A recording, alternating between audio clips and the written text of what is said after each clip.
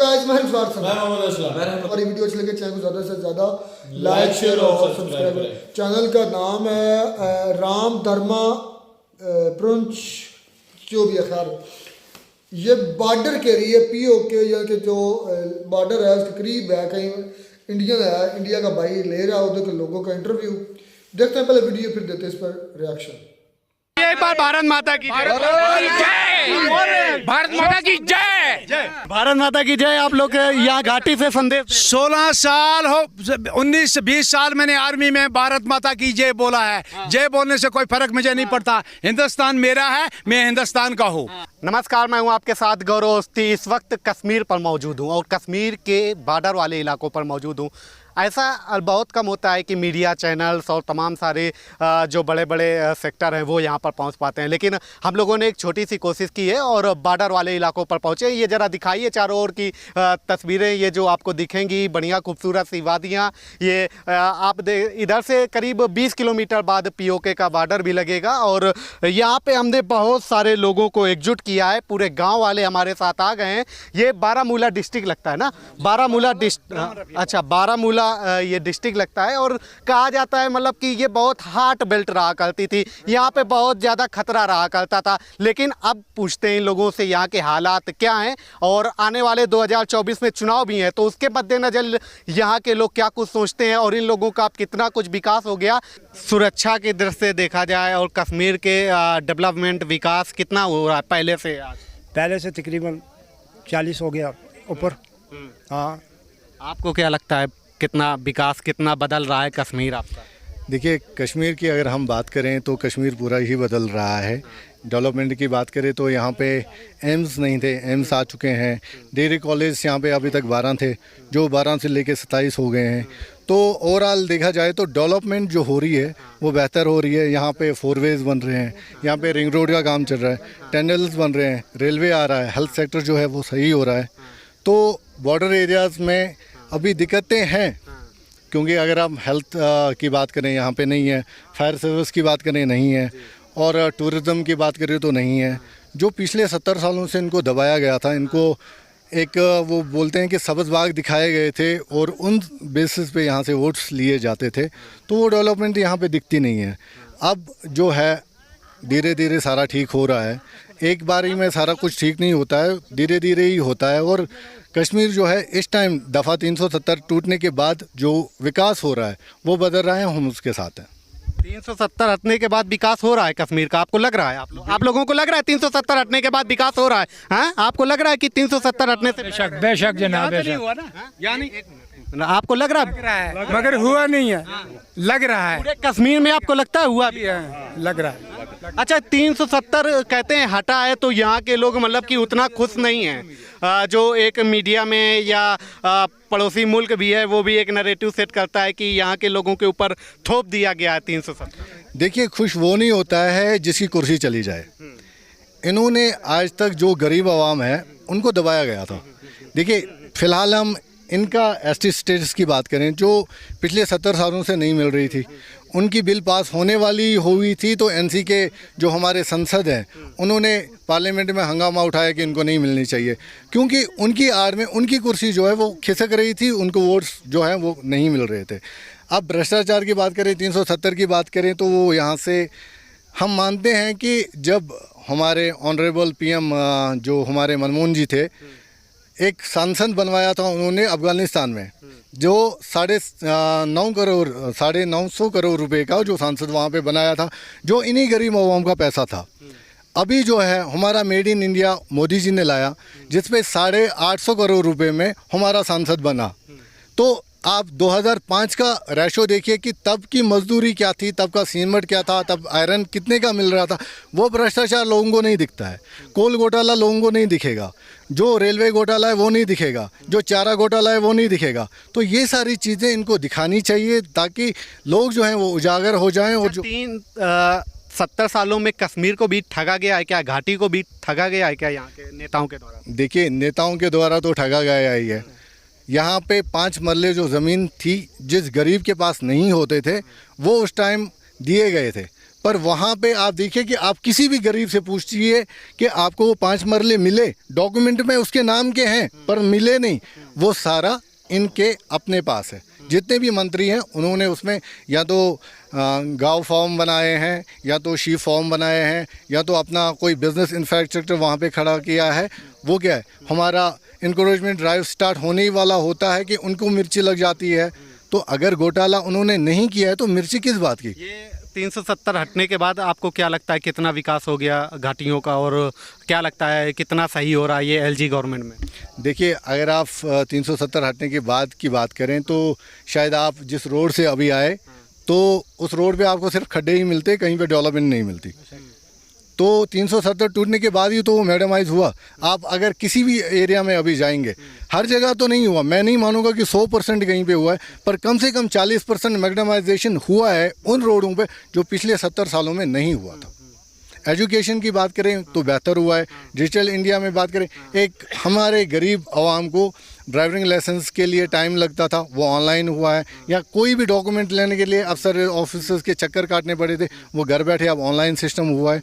तो अभी हमारे में एक ही प्रॉब्लम है, नॉलेज की कमी है। हमें कहीं पे कैंप्स ऑर्गेनाइज करवाने हैं ताकि हमारे जो लोग हैं वो जागरूक हो जाएं, उन्हें इन स्कीम्स के बारे में पता चले। डेवलपमेंट के लिहाज से 370 के लिहाज में ये फ़ायदा ही है। ये फ़ायदा है 370 के लिहाज से। अच्छा, मतलब कि दिल्ली में बैठकर बड़ी बड़ी बातें होती हैं कि पीओके भी हम लेकर के रहेंगे, लेकिन वो पड़ोसी मुल्क जो है पाकिस्तान, वो कहता है कि मतलब कि यहाँ के लोग ही यहाँ से खुश नहीं है भारत से। तो आपको क्या लगता है कि पीओके भी हम लोगों के पास आएगा जल्दी से? आना चाहते हैं पीओके के लोग? हम सर आने वाला है, पीओके आने वाला है, बिल्कुल तैयारी है। अब कुछ दिनों में वो आ जाएगा। हाँ, आने वाला वो। पीओके के लोग भी आना चाहते हैं या हमारे साथ आने वाले हैं इस वक्त। देखो आप तो उनकी पोजीशन, वो हमारे साथ में है, वो तड़प रहे हैं। हम कब कश्मीर के लोगों के साथ मिलेंगे?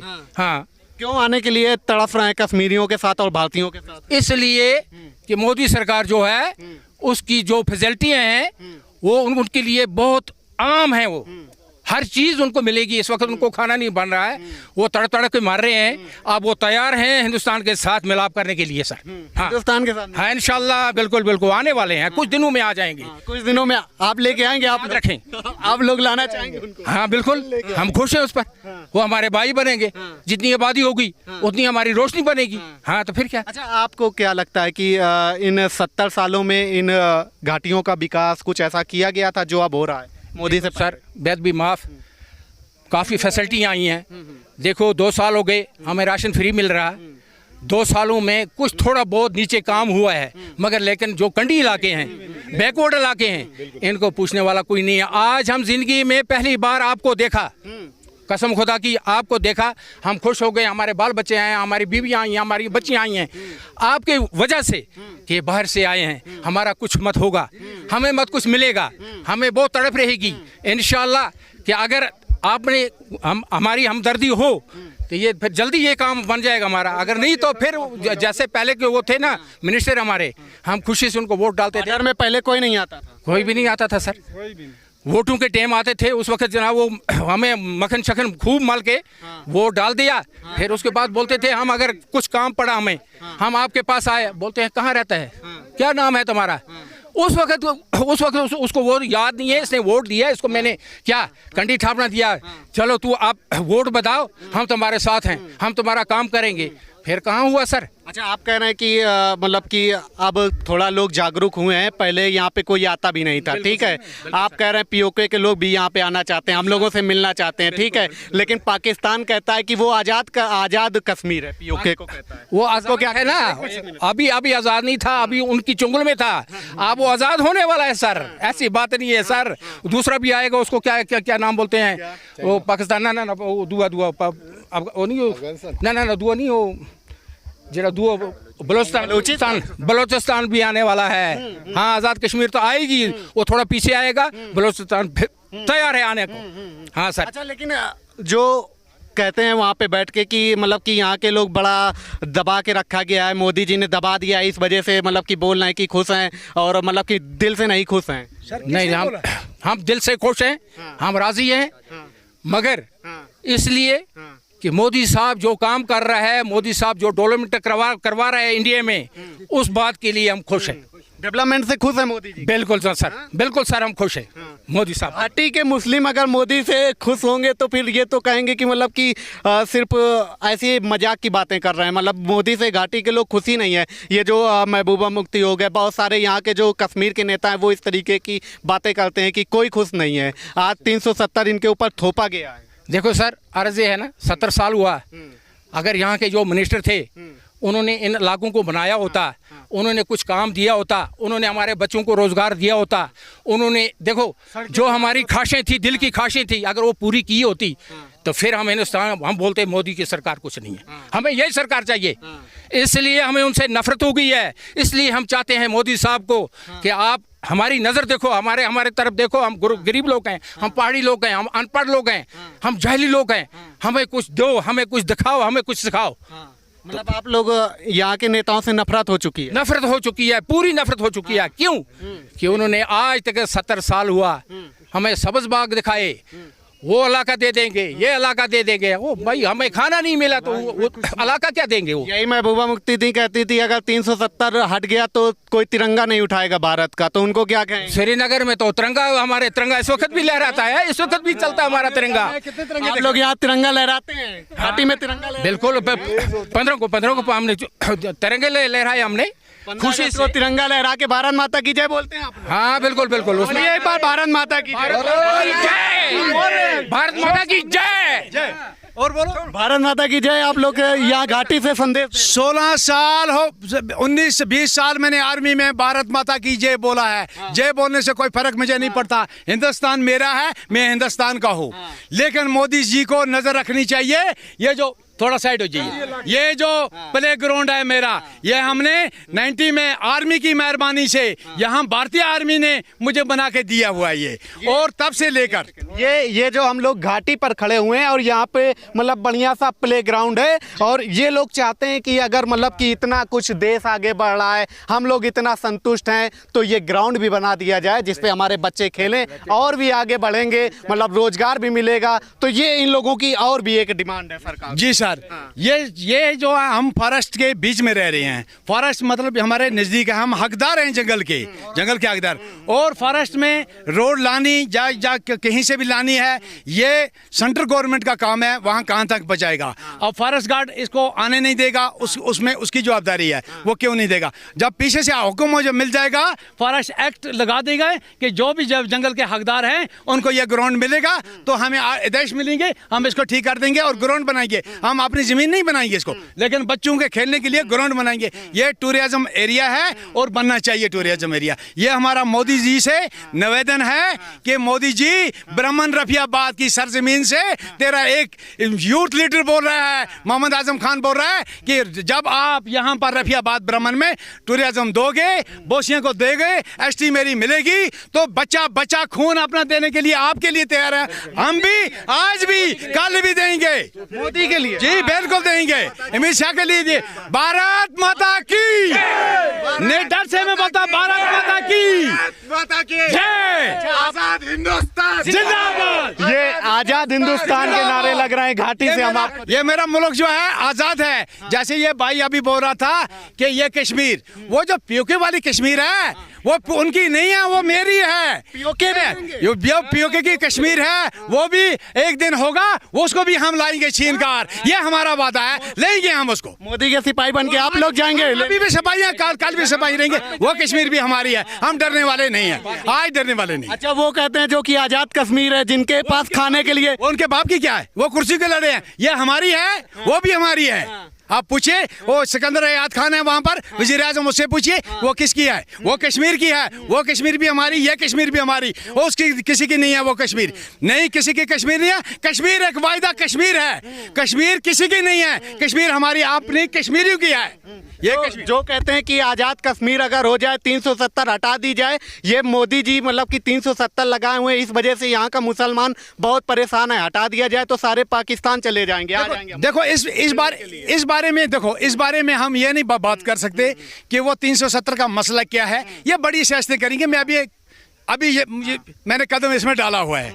इसके बारे में हम कोई बात नहीं कर सकते। दफा 370 में उसमें कोर्ट में हमारे वकील लड़ रहे हैं, लेकिन कहते हैं कि खुश नहीं है यहाँ के मुसलमान मोदी जी से, और यहाँ पे दबा के रखा जा रहा है लोगों को। किसी को दबा के मोदी जी ने नहीं रखा है, खुलेआम हम घूम रहे हैं, फर्स्ट क्लास घूम रहे हैं, कोई किसी को मोदी जी ने नहीं दबा के रखा है। बाकी रह गया दफा 370 का मुद्दा, वो वहां पर वो अलग है, वो उसका सुप्रीम कोर्ट में हमारा मुर्तजा खान वकालत कर रहा है, बड़े बड़े वकील कर रहे हैं, वो लड़ेंगे, जो हक मिलेगा वो जिसका होगा उसको मिल जाएगा।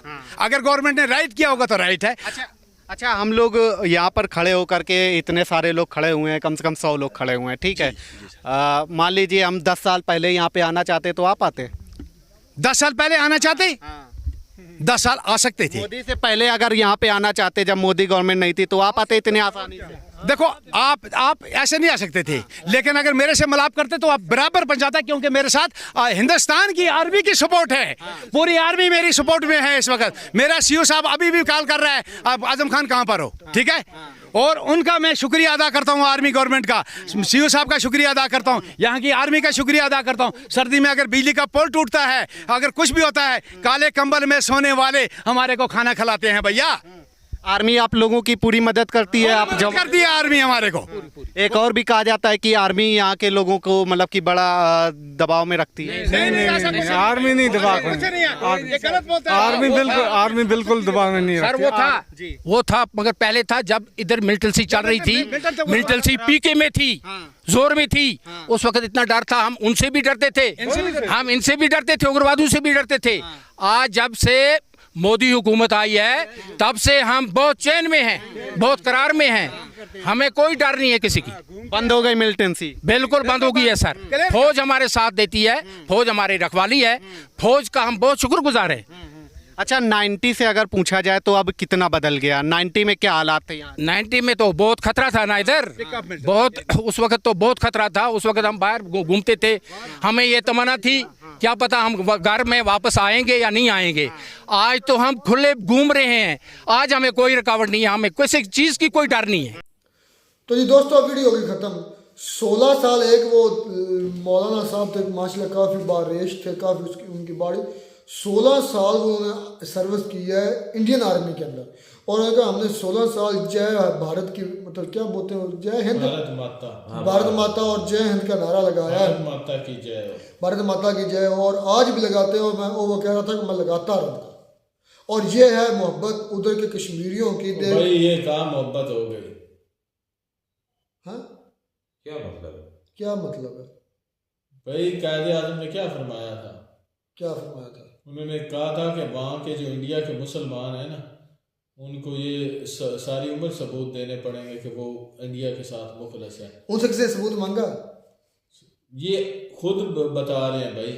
इंडियन मुस्लिम से किसी ने सबूत मांगा कि वो मुल्क के साथ सिंसियर हैं कि नहीं? नहीं, देखें, मैं यहाँ पे ये बात कहना नहीं चाहता था, लेकिन मुझे याद आई तो मैं तभी कह रहा हूँ कि भाई कायदे आज़म ने ये बिल्कुल बात ठीक की। कहा था वो? पहले तो मुझे सन बताओ, टाइम बताओ, जगह बताओ, कब कहा था, किस मजलिस में? मैं आपको बता दूंगा, सुबह आपको मैं बता दूंगा। इस वक्त मेरे पास मोबाइल नहीं है, तो सुबह मैं लाजमी आपको दिखाऊंगा बकायदा वो लिखा हुआ। जी, तो वो ये कह रहे थे कि जो इंडिया के मुसलमान है ना, उनको हर बार ये प्रूफ देना पड़ेगा कि वो इंडिया के साथ मुखलस है, क्योंकि छोटी छोटी जो भी बातें होती हैं। अच्छा, इंडिया के अंदर किस बंदे ने मुसलमानों से सबूत मांगा है कि मुस्लिम है कि नॉन मुस्लिम है?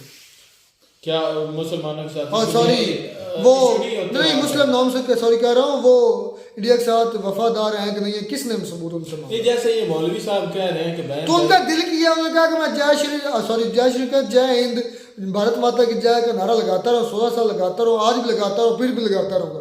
वो एंकर ने तो नहीं कहा था कि आप ये नारा लगाएं, सबूत तो नहीं मांगा था। वो कश्मीर पर बात की, असलम भाई जाने दो यार। ये नहीं है कि उसने सबूत मांगा है भाई, कि ये खुद करते हैं। ऐसा होता है कि क्यों आपको नहीं पता कि वहाँ पे मुसलमानों के साथ कैसा बर्ताव होता है, किनके साथ इशू हो जाता है वहाँ पे। मेरी बात सुन ले, मेन वीडियो टॉपिक जो उस पर बात करें कि मेरी वो बात कौन सा नहीं, है? मैंने एक वीडियो में भी कहा है कश्मीर सारा सही हो गया, इंडिया सारा सही हो गया, उधर इशू खत्म हो गई, उधर पॉवर्टी जीरो हो गई है, उधर डेवलपमेंट 100% हो गई है, उधर क्राइम जीरो हो गया, उधर मुसलमानों के ऊपर जो नाइंसाफ़ी है वो जीरो हो गई है, हिंदुओं पर नाइंसाफ़ी जीरो हो गई, क्रिश्चियन पर। एक मरतबा भी मैंने बोला या इंडिया किसने ये बोला? नहीं मुझे यार इतनी तो सेंस होनी चाहिए। नहीं वो बुजुर्ग हैं तो वो भी ऐसे बढ़ के लगा रहे हैं कि भाई बलूचिस्तान पहले आएगा और जो पाकिस्तान का POK है वो भी आ रहा है। तो भाई आप अपना ख्याल करें, आप दूसरों को क्यों ऐसा करते हैं कि बलूचिस्तान आ रहा है POK भाई वो अंकल बता रहे थे उनका राब्ता है, उनकी फैमिली है इधर, मतलब रिश्तेदार हैं पाकिस्तानी जो एरिया है कश्मीर का उधर, वो कहते हैं उनके साथ हमारी बात होती है या उनकी वीडियो देखते हैं तो वो बहुत तंग है उधर। और ये बात भी सच है, इंडिया के जो बॉर्डर एक सिर्फ नदी का ही फ़र्क है ना, वो नीलम वैली, नीलम जो गुजरती है दरमियान में से, उसी का फ़र्क है ना। उसके उस पार जो आटा है वो 7 रुपये मिल रहा है, सॉरी 7 रुपये यूनिट मिल रहा है, इधर आए इधर वही यूनिट 60 रुपये 70 रुपये 50 रुपये। मैं ये हकीकत बता रहा हूँ कि भाई अगर पाकिस्तान के हालात ऐसे ख़राब है ना तो वहाँ भी कोई अच्छा सलूक नहीं किया जाता, या वहाँ भी मसले मसाइल हो जाते हैं मुसलमानों, हिंदुओं और सिखों के बीच में असलम होता भाई रहता है issue। ये तो मैं अपने घर की मिसाल लूँ तो मेरे इख्तलाफात, मेरे सोच, मेरा डिफरेंस पॉइंट ऑफ व्यू, मेरा नजरिया, परसेप्शन अपने भाई से नहीं मिलता। लेकिन ये जो मौलवी साहब है ना, मुझे इस बात पे हैरानी हुई कि जब उन्होंने कहा है कि भाई भारत माता की जय, मैं 16 साल से बोलता रहा हूँ, तो मुझे तो अच्छा किया वैसे याद आई कि भाई इनको ये लाजमी बोलना पड़ता है किसने, क्योंकि नहीं इंडिया से मुखलस होने का इनको सबूत देना पड़ता है। किसने मुखलस होने का उन्होंने सबूत मांगा?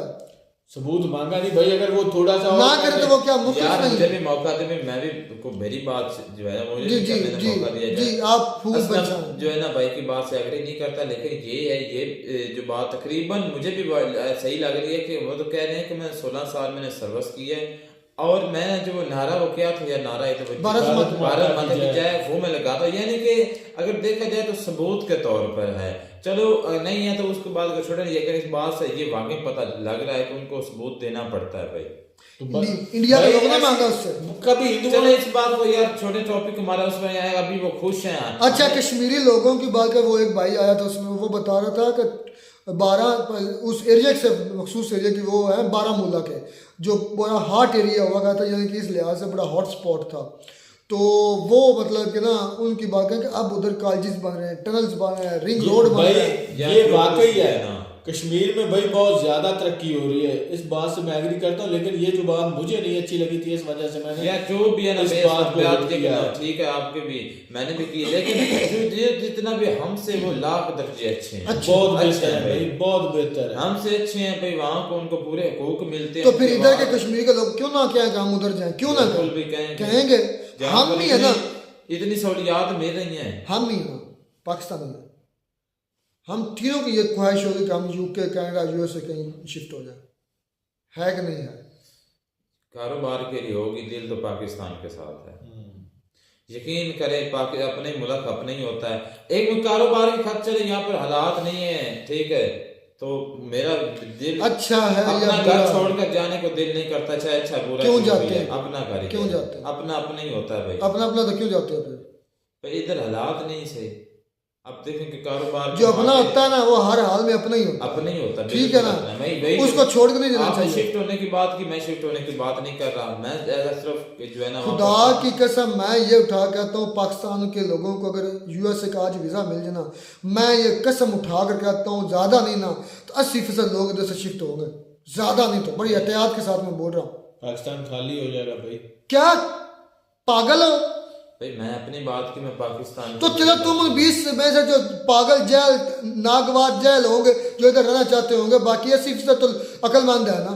अच्छा आप अक्लमंद है? हाँ जी अपने घर को छोड़कर जा रहे हैं, आप अक्लमंद हैं यार। 80% ज्यादा कि तुम जैसे 20% ज्यादा जेल जी। आप देखें कि जो सच्चाई, मैं कसम उठा मुझसे मोहर लगवा लो, मैं फिर भी एहतियात में तो 90% बोलने वाला था। चले आप 100 भी बोल सकते हैं। नहीं 100 में नहीं बोलूंगा क्योंकि तुम्हारे जैसे दिमागों वाले भी लोग हैं इधर। हाँ बिल्कुल। जो खाते तो यूके यूएसए का और फिर उसी को गाली निकालते हैं। मैंने कब गाली निकाली है कि नहीं पाकिस्तान ही हमारा मुल्क है भाई, हम तारीफ कर रहे हैं, पाकिस्तान हम है। तारीफ कर रहे हैं यार, यूएसए की भी तारीफ कर रहे हैं कि अगर उनके डॉलर खैर ना होते कश्मीर के लोग, कश्मीर के इंडियन कश्मीर के लोग वो मुतमिन है। वो हमने कितने लोगों के इंटरव्यू सुने, कितना मजमा था, वो उनसे मुतमिन है।